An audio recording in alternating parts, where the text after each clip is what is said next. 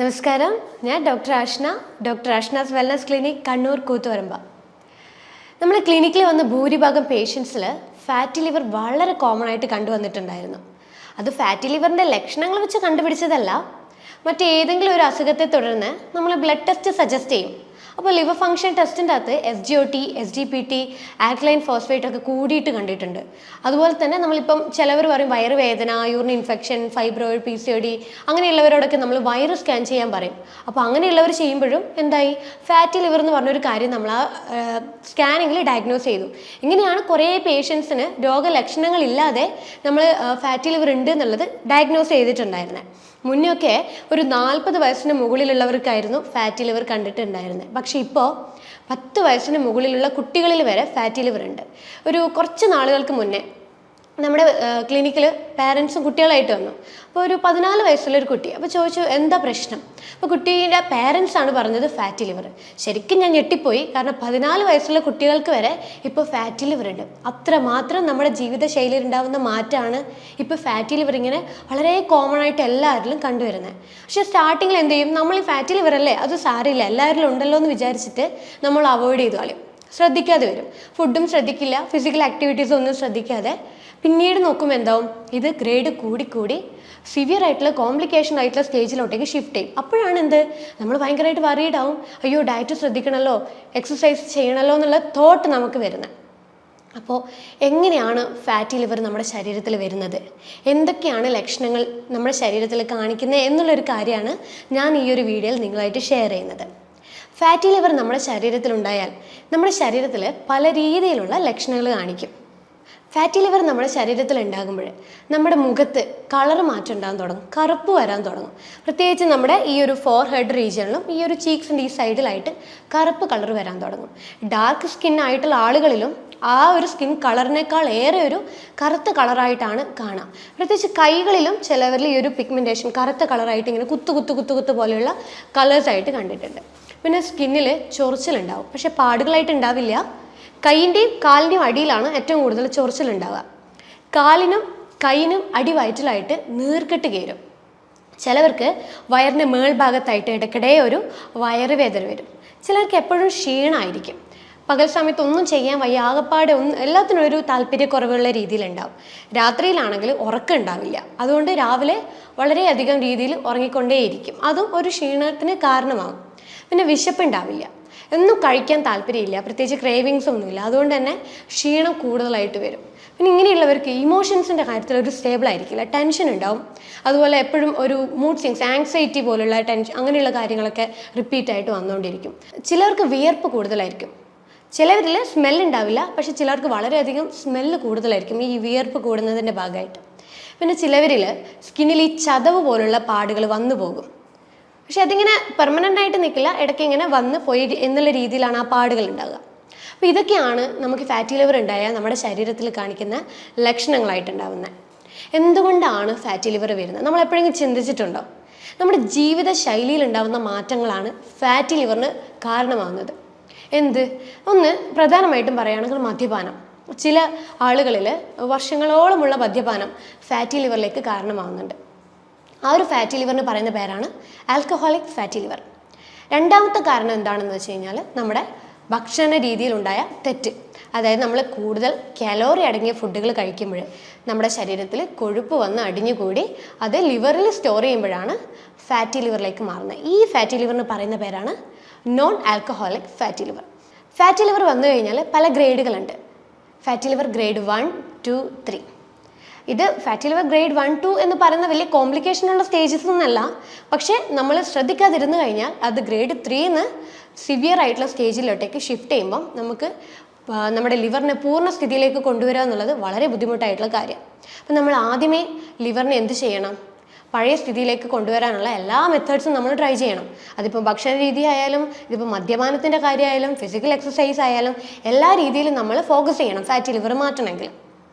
Fatty liver വന്നു കഴിഞ്ഞാൽ നമ്മൾ ആദ്യം ചെയ്യേണ്ടത് എന്തുകൊണ്ടാണെന്നുള്ളത് നമുക്ക് തന്നെ മനസ്സിലാവുമല്ലോ. നേരത്തെ പറഞ്ഞ പോലെ മദ്യപാനമാണെങ്കിൽ മദ്യപാനം, ഭക്ഷണ രീതി കൊണ്ടാണെങ്കിൽ ഭക്ഷണ രീതി, ഏതാണോ എന്നുള്ളത് ഐഡൻറ്റിഫൈ ചെയ്യുക. അപ്പോൾ മദ്യപാനമാണെങ്കിൽ ആദ്യം നമ്മൾ മദ്യപാനം പൂർണ്ണമായിട്ട് നിർത്തുക, ആദ്യം ചെയ്യേണ്ട കാര്യം. രണ്ടാമതായിട്ട് ചെയ്യേണ്ടത് നമ്മൾ ഭക്ഷണത്തിൽ ക്രമീകരണങ്ങൾ കൊണ്ടുവരിക. എന്തുകൊണ്ടാണ് നമ്മൾ ഇത് ഫോക്കസ് ചെയ്യണമെന്ന് പറയുന്നത്?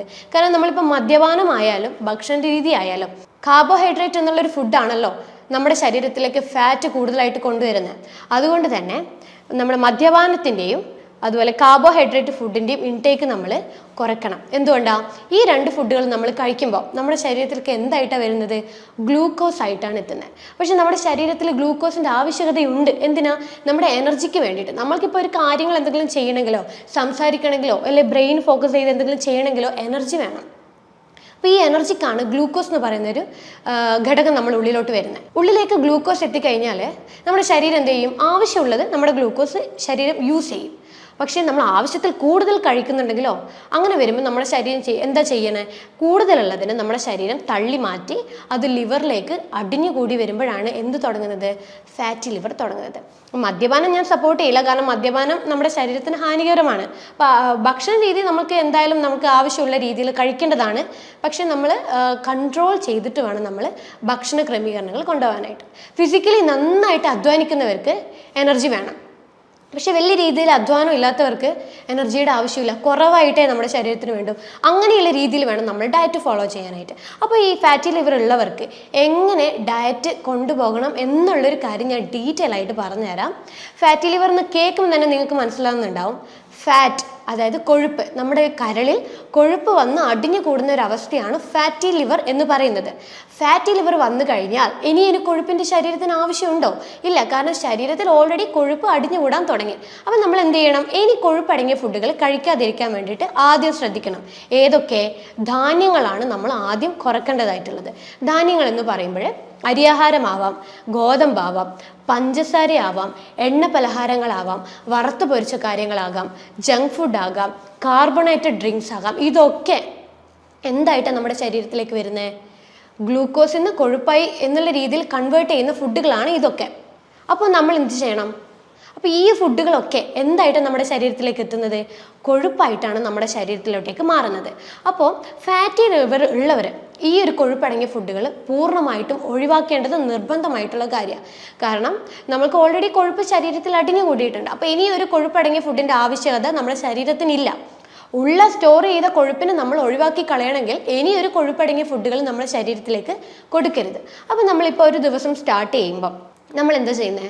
യൂഷ്വലി എല്ലാവരും ചെയ്യുന്നത് രാവിലെ തന്നെ നല്ല പാലൊഴിച്ച് നല്ല പഞ്ചസാര ഇട്ടിട്ട് നല്ലൊരു കാപ്പിയോ അല്ലെങ്കിൽ ചായയോ എടുക്കും. പക്ഷെ ഇതെന്താ? ഇതെന്ന് പറയുന്നത് എന്താ? നമ്മൾ പഞ്ചസാരയും പാലും ഒക്കെ ചെല്ലുമ്പോഴേ ഇത് കൊഴുപ്പായിട്ടാണ് ശരീരത്തിൽ വരുന്നത്. തുടക്കം തന്നെ എന്തായി? നമ്മുടെ ശരീരത്തിന് കൊഴുപ്പായിട്ടാണ് കിട്ടുന്നത്. പക്ഷെ ന്യൂട്രീഷൻ ഒന്നും തന്നെ വന്നില്ല.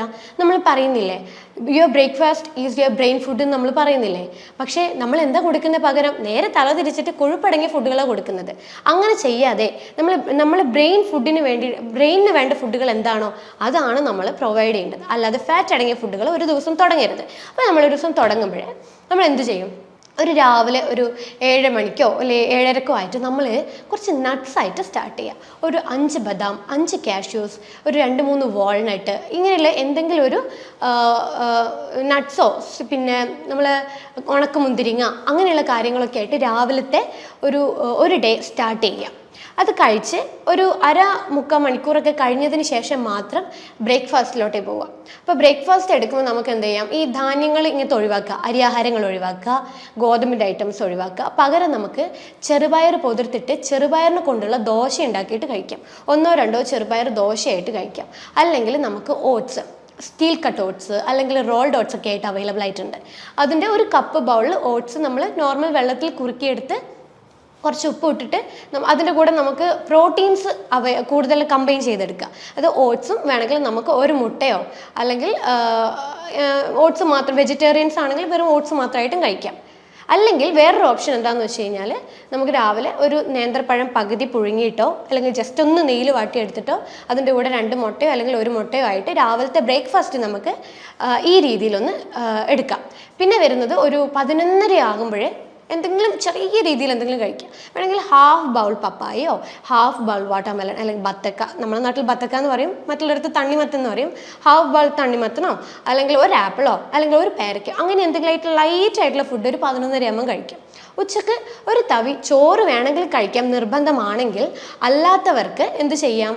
വെജിറ്റബിൾസിൻ്റെ സാലഡ്സോ അല്ലെങ്കിൽ മീൻ പീര ഇട്ടിട്ടോ അങ്ങനെ എന്തെങ്കിലും കഴിക്കുക. കാരണം നമ്മൾ ഉച്ചക്ക് ഓൾറെഡി നമ്മൾ ചോറ് കാര്യങ്ങളൊക്കെ കട്ട് ചെയ്യാം. അപ്പം നമ്മൾ ഒരു ഫുഡ് കട്ട് ചെയ്യുമ്പോൾ അതിനെ സബ്സ്റ്റിറ്റ്യൂട്ട് ചെയ്തിട്ടുള്ള ഫുഡുകൾ നമ്മൾ ആഡ് ചെയ്യണം. അതായത് പ്രോട്ടീൻ നിർബന്ധമായിട്ടും നമ്മുടെ ലിവറിന് അത്യാവശ്യമായിട്ടുള്ള ഫുഡാണ്. അപ്പോൾ ഉച്ചക്കും രാവിലെയും ഒക്കെ നമ്മൾ ചെറിയ ചെറിയ തോതിൽ നമ്മൾ പ്രോട്ടീൻ നിർബന്ധമായിട്ടും കൊടുത്തിരിക്കുക. അതും ചെറിയ ചെറിയ മീനുകൾ എന്ന ഫോമിലോ അല്ലെങ്കിൽ മുട്ടയായിട്ടോ അല്ലെ ചിക്കനായിട്ടോ അങ്ങനെ ഏതെങ്കിലും ഒരു രീതിയിൽ നമ്മൾ ദിവസവും പ്രോട്ടീൻ ഉൾപ്പെടുത്താൻ വേണ്ടി ശ്രമിക്കുക. അപ്പോൾ ഉച്ചക്കത്തെ ഫുഡിൽ നമുക്ക് എന്ത് ചെയ്യാം, മീൻ പൊള്ളിച്ചിട്ടോ അല്ലെങ്കിൽ നമുക്ക് മീൻ വേണമെങ്കിൽ പീര ഇട്ടിട്ടോ അങ്ങനെ എന്തെങ്കിലും ആക്കിയിട്ട് മീൻ കഴിക്കുക. അതിൻ്റെ കൂടെ വെജിറ്റബിൾസിൻ്റെ തോരനോ അല്ലെങ്കിൽ പിന്നെ അവിയലോ പിന്നെ സാലഡ്സോ അങ്ങനെ എന്തായിട്ട് ഇതിൻ്റെ കൂടെ കഴിക്കാം. അങ്ങനെ വരുമ്പോൾ നമ്മുടെ വയറ് ഫുള്ളാണ്. നമുക്കൊരിക്കലും ചോറ് കഴിച്ചില്ലല്ലോ എന്നൊരു തോന്നൽ വരില്ല. ഇങ്ങനത്തെ ഫുഡ് കഴിച്ചു വരുമ്പോൾ തന്നെ വയറ് നിറഞ്ഞൊരു ഫീൽ ഉണ്ടാവും. അപ്പോൾ നമ്മുടെ ശരീരത്തിലേക്ക് ആ ടൈമിലേക്ക് കൊഴുപ്പായിട്ടൊന്നും ചെല്ലുന്നില്ല. പിന്നെ നമുക്ക് എന്ത് ചെയ്യാം, ഒരു 4 മണിയാകും എഗെയിൻ ഒരു കുറച്ച് നട്ട്സ് കാര്യങ്ങൾ ഉൾപ്പെടുത്താം. വേണമെങ്കിൽ ഗ്രീൻ ടീയോ അല്ലെങ്കിൽ കട്ടൻ കാപ്പിയോ നിർബന്ധമുള്ളവർക്ക് കട്ടൻ കാപ്പിയോ നിർബന്ധമുള്ളവർക്ക് കട്ടൻ കാപ്പിയായിട്ടും എടുക്കാം. അത് വിത്തൗട്ട് ഷുഗർ ഇല്ലാതെ വേണം നമ്മൾ കട്ടൻ കാപ്പിയൊക്കെ ആയിട്ട് എടുക്കാൻ വേണ്ടിയിട്ട്.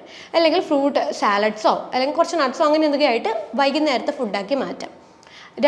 രാത്രി ഒരു 7 മണിക്കുള്ളിൽ നമ്മുടെ ഭക്ഷണ രീതി സ്റ്റോപ്പ് ചെയ്യണം. കാരണം കിടക്കുന്നതിന് മുന്നേ ഒരു 2-3 മണിക്കൂർ മുന്നേ നമ്മുടെ വയറ് കാലിയായിട്ട് വേണം നമ്മൾ ഉറക്കത്തിലേക്ക് പോകാനായിട്ട്. അല്ലെങ്കിൽ എന്താവും, നമ്മൾ ഉറങ്ങുമ്പോഴും നമ്മൾ വയറിങ്ങനെ പണിയെടുത്തുകൊണ്ടിരിക്കുക, മെറ്റബോളിസം കുറയും. മെറ്റബോളിസം എന്ന് വെച്ച് കഴിഞ്ഞാൽ എന്താ, നമ്മുടെ ശരീരത്തിലെ കോശങ്ങൾ ഫുഡിനെ എനർജി ആക്കി മാറ്റുന്ന ആ ഒരു രീതി അത് കുറഞ്ഞു പോകും. അങ്ങനെ കുറയുമ്പോഴാണ് എന്താവുന്നത്, നമ്മുടെ ശരീരത്തിൽ കൊഴുപ്പ് വന്ന് അടിഞ്ഞുകൂടുന്നത്. കാരണം ഫുഡ് എനർജി ആക്കുന്നില്ലല്ലോ. അങ്ങനെ വരുമ്പോൾ നമുക്ക് കൊഴുപ്പ് കൂടുതലായിട്ട് വരും, ഫാറ്റി ലിവർ വരും, അമിതവണ്ണം വരും, PCOD വരും, ഡയബറ്റിക് ആവും, പ്രമേഹം, പിന്നെ കൊളസ്ട്രോൾ, ഇങ്ങനെയുള്ള പല കണ്ടീഷൻസ് വരും. അപ്പോൾ രാത്രി ഒരു 7 മണി ആകുമ്പോഴേക്കും നമ്മൾ രാത്രിത്തെ ഫുഡ് സ്റ്റോപ്പ് ചെയ്യണം. അത് എന്തൊക്കെയാണെന്ന് വെച്ചാൽ സെയിം നമുക്കൊരു കുറച്ച് സാലഡ് ഫോമിൽ എന്തെങ്കിലും ഉണ്ടാക്കുക, അല്ലെങ്കിൽ വെജിറ്റബിൾസിൻ്റെ തോരൻ ഉച്ചക്കത്തെ ബാക്കിയുണ്ടെങ്കിൽ അത് കഴിക്കാം. അങ്ങനെ എന്തെങ്കിലും രീതിയിൽ കഴിക്കുക. ഒരിക്കലും ചോറോ അല്ലെങ്കിൽ രാവിലത്തെ ബ്രേക്ക്ഫാസ്റ്റ് എന്തെങ്കിലും ബാക്കിയുണ്ടെങ്കിൽ അതോ അങ്ങനെ ഒന്നും കഴിക്കരുത്. ഡയറക്റ്റ് ഫ്രഷ് ആയിട്ട് ഉണ്ടാക്കിയ ഫുഡായിട്ട് മാത്രം രാത്രിത്തെ ഫുഡിൽ ഉൾപ്പെടുത്താം. അപ്പോൾ നമുക്ക് എന്തെങ്കിലും തോരൻ അല്ലെങ്കിൽ വെജിറ്റബിൾ സാലഡ്സ് അത് നമുക്ക് ഗ്രേറ്റ് ചെയ്ത കോക്കനസ് തേങ്ങ ചിരണ്ടിയിട്ട് അതിലിടാം. നമ്മുടെ ഇപ്പോൾ ഫാറ്റി ലിവർ ഉള്ളവർക്ക് നമ്മൾ എന്താ ഫോക്കസ് ചെയ്യേണ്ടേ, കാലോറി അടങ്ങിയ ഫുഡുകൾ നല്ല രീതിയിൽ കുറയ്ക്കുക, ഹൈ പ്രോട്ടീൻ ഉൾപ്പെടുത്തുക, ഹൈ ഗുഡ് ഫാറ്റ് ഉൾപ്പെടുത്തുക. അപ്പോൾ ഈ ഗുഡ് ഫാറ്റ് എന്ന് പറയുമ്പോൾ എന്തൊക്കെയാണ്, തേങ്ങ വരും, നെയ്യ് വരും, പിന്നെ അതുപോലെ തന്നെ ബട്ടർ വരും, അവക്കാഡോ വരും. ഇതൊക്കെ നല്ല ഗുഡ് ഫാറ്റ് അടങ്ങിയ ഫുഡുകളാണ്. അപ്പോൾ ഇതൊക്കെ നല്ല രീതിയിൽ ദിവസം ഉൾപ്പെടുത്തുന്നത് കൊളസ്ട്രോളോ കാര്യങ്ങളോ അല്ലെങ്കിൽ ഫാറ്റി ലിവറോ ഒന്നും കൂടാൻ പോകുന്നില്ല. അപ്പോൾ നമ്മുടെ രാത്രിത്തെ ഭക്ഷണത്തിനകത്ത് സാലഡ്സ് ഉച്ചക്കും ഉണ്ടാക്കുമല്ലോ, സാലഡ്സ് ഒക്കെ ഉണ്ടാക്കുമ്പോൾ നമ്മൾ തേങ്ങ ചിരണ്ടി ഇട്ടിട്ട് ആ ഒരു സാലഡ് ഉണ്ടാക്കിയിട്ട് കഴിക്കാം. അത് നമുക്ക് ശരീരത്തിൽ നല്ല രീതിയിൽ ഫൈബേഴ്സ്, ഈ വെജിറ്റബിൾസിൻ്റെ ആ ഫൈബേഴ്സ് നല്ല രീതിയിൽ എത്തും. അതുപോലെ തന്നെ ഗുഡ് ഫാറ്റ്, തേങ്ങയിലുള്ള ഗുഡ് ഫാറ്റ് നമ്മുടെ ശരീരത്തിലെ കോശങ്ങളിലേക്ക് എത്തും. അതുപോലെ നമുക്ക് പ്രോട്ടീൻ അടങ്ങിയ ഫുഡുകൾ, മുട്ടയോ മീനോ ചിക്കനോ എന്താ ഉള്ളത് അത് ചെറിയൊരു അളവിൽ രാത്രി കഴിക്കുക. ഇങ്ങനെ വരുമ്പോഴെന്താ, ഒരു ദിവസത്തെ ഡയറ്റ് പ്ലാൻ ആയി. അപ്പോൾ ഈ രീതിയിൽ നമ്മൾ ഒരു മാസത്തോളം നമ്മൾ ഡയറ്റ് കൃത്യമായിട്ട് എടുക്കുമ്പോൾ നല്ല രീതിയിൽ നമ്മളെ ഫാറ്റി ലിവർ നമുക്ക് റിവേഴ്സ് ചെയ്യാൻ പറ്റും. പക്ഷേ ഫുഡ് മാത്രം പോരാ, നമ്മുടെ എനർജി എന്ന് പറഞ്ഞൊരു കാര്യം നമ്മൾ ബോഡിയിൽ ഉണ്ടാക്കണം. കാരണം ഓൾറെഡി ശരീരത്തിൽ കൊഴുപ്പ് സ്റ്റോർ ചെയ്ത് വെച്ചിട്ടുണ്ട്. ആ സ്റ്റോർ ചെയ്ത കൊഴുപ്പിനെ കളയണമെങ്കിൽ ഡയറ്റിംഗ് മാത്രം പോരാ, മെയിനായിട്ട് ചെയ്യേണ്ടത് ഫിസിക്കൽ ആക്ടിവിറ്റീസാണ്. ഡെയിലി 1 മണിക്കൂർ നമ്മൾ കൃത്യമായിട്ട് നടക്കുക. അതുപോലെ ശരീരം അനങ്ങിയിട്ടുള്ള എക്സസൈസ് കാര്യങ്ങൾ ചെയ്യുക. മെയിനായിട്ട് എന്താ, വയറ് അബ്ഡോമൻ എക്സസൈസ് ആണ് നമ്മൾ കൂടുതലും ഫോക്കസ് ചെയ്യേണ്ടത്. കാരണം ഏറ്റവും കൂടുതൽ ശരീരത്തിൻ്റെ കൊഴുപ്പ് വന്ന് അടിഞ്ഞു കൂടിയിരിക്കുന്നത് നമ്മുടെ വയറിലാണ്. അപ്പോൾ ഈ വയറിലെ ഫാറ്റ് കുറയണമെങ്കിൽ നടത്തം ഒന്നും ഹെൽപ്പ് ചെയ്യില്ല. പകരം നമ്മൾ എന്ത് ചെയ്യണം, നല്ല രീതിയിൽ അബ്ഡോമൻ എക്സസൈസ് ഒരു ½ ആൻ അവർ ഡെയിലി ഫോക്കസ് ചെയ്യുമ്പം ഫാറ്റി ലിവർ താനേ കുറയും. നമ്മൾ ഭക്ഷണം ശ്രദ്ധിക്കുന്നില്ല, ഫിസിക്കൽ ആക്ടിവിറ്റീസ് ഒന്നും ഇല്ല, ഇങ്ങനെയൊക്കെ വരുമ്പോഴാണ് നമുക്ക് ഫാറ്റി ലിവർ റിവേഴ്സ് ചെയ്യാൻ പറ്റാത്തൊരു സ്റ്റേജിലോട്ട് പോകുന്നത്. അപ്പോൾ നല്ല രീതിയിൽ നമ്മൾ ഡയറ്റിംഗ് നല്ലപോലെ കൺട്രോൾ ചെയ്തിട്ട് മുന്നോട്ട് കൊണ്ടുപോവുക. ചിലപ്പോൾ ഡയറ്റിംഗ് എടുക്കുമ്പോൾ ചിലവർക്ക് ക്രേവിങ്സ് വരും, ഇടയ്ക്കൊന്ന് മധുരം കഴിച്ചാലോ, അത് ചെയ്യാൻ പാടില്ല. കാരണം നമ്മൾ ഡയറ്റിംഗ് ചെയ്ത് നമ്മളെ ബോഡിയുടെ നല്ല ഫ്രഷ് ആയിട്ട് ക്ലീൻ ചെയ്ത് കൊണ്ടുവരുമ്പോൾ പറ്റാത്ത എന്തെങ്കിലും ഫുഡുകൾ ഇട്ട് കിടന്നു കഴിഞ്ഞാൽ പെട്ടെന്ന് ശരീരം അത് വലിച്ചെടുക്കും, എഗെയിൻ അത് പഴയ സ്ഥിതിയിലേക്ക് വരും, ഫാറ്റി ലിവർ ഗ്രേഡ് കൂടും. അങ്ങനെ ചെയ്യാതെ നമ്മളൊരു ഡയറ്റ് ഫോക്കസ് ചെയ്യുമ്പോൾ കണ്ടിന്യൂസ് ആയിട്ട് ഒരു 2-3 മാസം ഫോളോ ചെയ്യുക. എന്നിട്ട് നമ്മൾ എന്ത് ചെയ്യണം, ഒരു 2 മാസമൊക്കെ കഴിയുമ്പോൾ വെയിറ്റ് നല്ലോണം കുറയ്ക്കുക. ഒരു 8 കിലോ 5 കിലോ 10 കിലോളം വെയിറ്റ് കുറക്കുമ്പോൾ തന്നെ ഗ്രേഡ് റിവേഴ്സ് ആവാൻ തുടങ്ങും. 2 ആണെങ്കിൽ ഗ്രേഡ് 1 1 പോകും, 1 ആണെങ്കിൽ പൂർവ്വസ്ഥിതിയിലോട്ടേക്ക് കരളിൻ്റെ പൂർവ്വസ്ഥിതിയിലോട്ട് കൊണ്ടുവരും. അപ്പോൾ ഈ രീതിയിലാണ് ശരിക്കും നമ്മൾ ഡയറ്റ് കാര്യങ്ങളൊക്കെ ഫോക്കസ് ചെയ്യേണ്ടത്. പിന്നെ ശ്രദ്ധിക്കേണ്ടത് ഉറക്കം മാൻഡേറ്ററി ആയിട്ടുള്ളൊരു കാര്യമാണ്. 6 മണിക്കൂർ തൊട്ട് 8 മണിക്കൂർ വരെ നല്ലപോലെ ഉറങ്ങുക. പിന്നെ ചെയ്യേണ്ടത് വെള്ളം നന്നായിട്ട് കുടിക്കുക. ഒരു ഫാറ്റി ലിവർ ഉള്ളവർക്ക് വെള്ളം അത്യാവശ്യമായിട്ടുള്ള ഒരു കാര്യമാണ്. കാരണം നമ്മുടെ കരളിന് വെള്ളം കിട്ടിക്കഴിഞ്ഞാൽ മാത്രമേ എന്ത് ചെയ്യാൻ പറ്റുള്ളൂ, കരളിന് ശുദ്ധീകരണം എന്നൊരു കാര്യം ചെയ്യാൻ പറ്റുള്ളൂ. കരളിലാണ് ഏറ്റവും കൂടുതൽ നമ്മൾ കഴിക്കുന്ന ശരീരത്തിലെ വിഷാംശങ്ങൾ അടിഞ്ഞോടുന്നത്. ആ വിഷാംശത്തെ പുറത്തോട്ടേക്ക് തള്ളിക്കളയാണെങ്കിൽ വെള്ളം മസ്റ്റായിട്ടുള്ള കാര്യമാണ്. ഇപ്പോൾ 20 കിലോ ഉള്ള ഒരാൾ 1 ലിറ്റർ എന്നൊരു കണക്കിന് നമ്മൾ വെള്ളം മെയിൻറ്റെയിൻ ചെയ്യുക ഒരു ദിവസം. വേനൽക്കാലത്താണെങ്കിൽ കുറച്ചുകൂടെ വെള്ളത്തിൻ്റെ അളവ് കൂട്ടുക. ഈ രീതിയിൽ വേണം നമ്മൾ ഫാറ്റി ലിവറിനെ ഓവർകം ചെയ്യാനായിട്ട്, അല്ലെങ്കിൽ ഫാറ്റി ലിവർ എന്നുള്ളൊരു കണ്ടീഷനെ കരളിൻ്റെ പൂർവ്വസ്ഥിതിയിലോട്ടേക്ക് മാറ്റാനായിട്ട്. അപ്പോൾ ഞാൻ നേരത്തെ പറഞ്ഞ പോലത്തെ ലക്ഷണങ്ങൾ എന്തെങ്കിലും നിങ്ങൾ തുടർച്ചയായിട്ട് ഫേസ് ചെയ്യുന്നുണ്ടെങ്കിൽ നിങ്ങൾ സെൽഫായിട്ടൊന്ന് ഡയഗ്നോസ് ചെയ്യുക. ഫാറ്റി ലിവർ ഉണ്ടോ, അങ്ങനെ എന്തെങ്കിലും സംശയം ഉണ്ടെങ്കിൽ നിങ്ങൾ എന്ത് ചെയ്യണം, ഒരു ഡോക്ടറെ പോയിട്ട് കൺസൾട്ട് ചെയ്യുക. എന്നിട്ട് അതിന് വേണ്ട ബ്ലഡ് ടെസ്റ്റും സ്കാനിങ്ങും കാര്യങ്ങളൊക്കെ ചെയ്ത് ഉറപ്പ് വരുത്തുക. ഫാറ്റി ലിവർ ഉണ്ടോ, ഫാറ്റി ലിവർ ഇല്ലയോ എന്നുള്ളൊരു കാര്യം. കാരണം ഫാറ്റി ലിവർ ഉണ്ടെങ്കിൽ നമുക്ക് നീട്ടിക്കൊണ്ടാൻ പാടില്ല, പെട്ടെന്ന് തന്നെ നമുക്കത് തിരിച്ച് റിവേഴ്സ് ചെയ്യിപ്പിക്കണം. അപ്പം എന്താണോ അതിന് വേണ്ട പരിഹാരമായിട്ടുള്ള മാർഗ്ഗങ്ങൾ, ഡയറ്റ് ആണെങ്കിൽ ഡയറ്റ്, അല്ലെ മെഡിസിൻ ആയിട്ട് എടുക്കേണ്ട രീതിയിലാണ് മെഡിസിൻ ആയിട്ടുള്ള രീതിയിൽ അതൊക്കെ കറക്റ്റായിട്ട് എടുത്ത് നമുക്ക് നമ്മളുടെ ആ ഒരു ലിവറിൻ്റെ സ്ഥിതിയെ പൂർണ്ണ സ്റ്റേജിലേക്ക് കൊണ്ടുവരേണ്ടതാണ്. അപ്പം എന്നിട്ടും നിങ്ങൾക്ക് ഇനിയിപ്പം എന്തെങ്കിലും ഇതിനെക്കുറിച്ചുള്ള ഡൗട്ടോ കാര്യങ്ങളോ എന്തെങ്കിലും ഉണ്ടെങ്കിൽ താഴെ കാണുന്ന നമ്പറിൽ നിങ്ങൾക്ക് കോൺടാക്റ്റ് ചെയ്യാം. ഇതുപോലെ തന്നെ മറ്റൊരു ഹെൽത്ത് ടോപ്പിക്കുമായിട്ട് വീണ്ടും കാണാം. അതുവരേക്കും നമസ്കാരം.